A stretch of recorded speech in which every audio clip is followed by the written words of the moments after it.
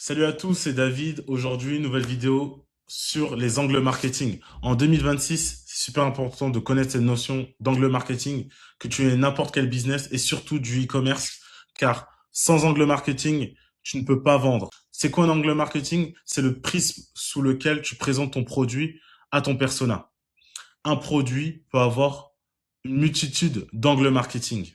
Un angle marketing, c'est la manière de comment tu vends ton produit à ton persona. Car une personne, on est des êtres humains, on est des êtres d'émotion.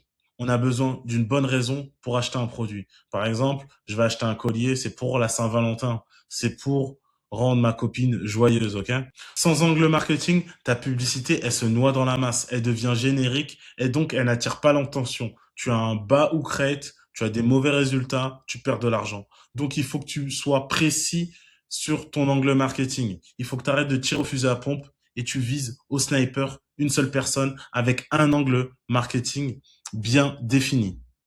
Comme j'ai dit précédemment, tu vises au sniper. Donc, pour trouver un bon angle marketing, tu dois tout d'abord connaître ton ICP, donc ton Ideal Customer Profile et ton persona. Pourquoi? Car ton ICP, c'est de savoir qui tu vas cibler. Ensuite, grâce à ton ICP, tu pourras définir des personas et tu sauras à qui tu parles, si tu parles à Sandrine de 32 ans ou à Stéphanie de 38 ans. Et enfin, ton angle, c'est de savoir quoi dire, quoi lui dire pour lui faire déclencher une émotion pour qu'elle achète. Et sans les deux premiers, l'ICP et le persona, ton angle, c'est une supposition. Tu travailles dans le vide, tu perds ton énergie, tu perds ton focus. Il faut que tu fasses des choses de manière intelligente et méthodique. Donc d'abord un ICP, ensuite un persona, et grâce à ces deux informations-là, tu pourras trouver les angles marketing qui correspondent à tes personas.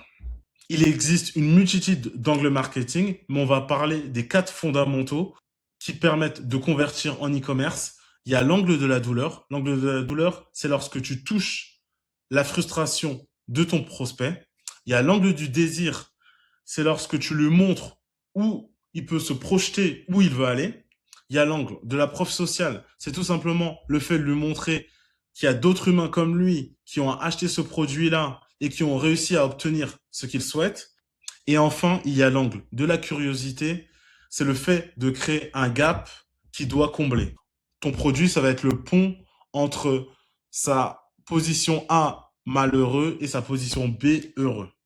Maintenant, on va voir ensemble un exemple avec le collant polaire. L'angle de la douleur, ça peut être tu en as marre des collants qui roulent et qui tirent.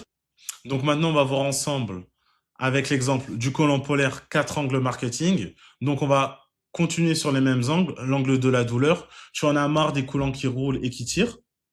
Pour les personnes qui ont une peine car ils ont déjà eu l'expérience d'acheter des collants mais qui roulaient et qui tiraient. L'angle du désir, enfin un collant qui s'adapte vraiment à ta morphologie. Pourquoi? Parce qu'on a choisi un persona de femme de grande taille. La plupart des collants qu'elles achètent, elles ont des problèmes parce que la morphologie n'est pas adaptée au collant. Donc là, on leur propose un collant qui s'adapte vraiment à leur morphologie parce qu'elles désirent d'avoir un collant comme celui-là. Il y a l'angle de la preuve sociale. Donc, on peut mettre en avant le fait qu'il y a plus de 12 000 femmes de grande taille qui ont adopté ce collant chaque hiver.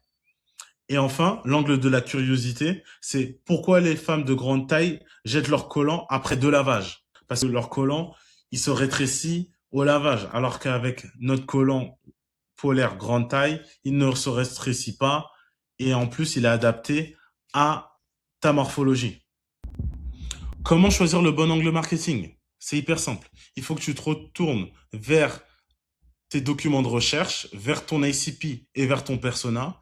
Et il faut que tu retrouves quelle est sa frustration numéro un.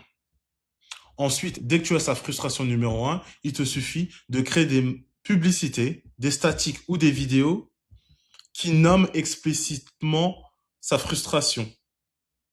Grâce à cela, ça va lui créer des émotions. Ces émotions-là vont lui faire cliquer sur ton call to action qui va la rediriger vers ta landing page ou vers ta page produit et ensuite elle va acheter. Comment choisir le bon angle? C'est super simple. On retourne à la base. Tu as 10 recherches sur l'ICP. Ensuite, on va regarder tes personas et on va regarder quelles sont leurs frustrations.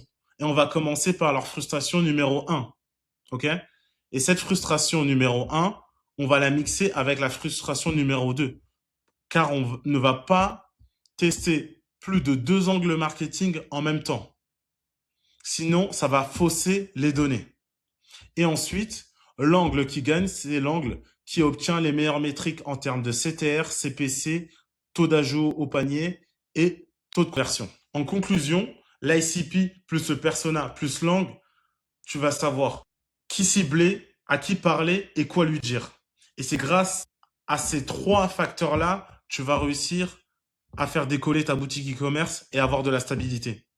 Dans la prochaine vidéo, on va voir comment formuler ton message marketing à partir de ton angle. Et si tu veux qu'on trouve ton angle marketing ensemble, tu as juste qu'à me DM Sniper sur Instagram et on en discute. C'était David, à demain pour une nouvelle vidéo.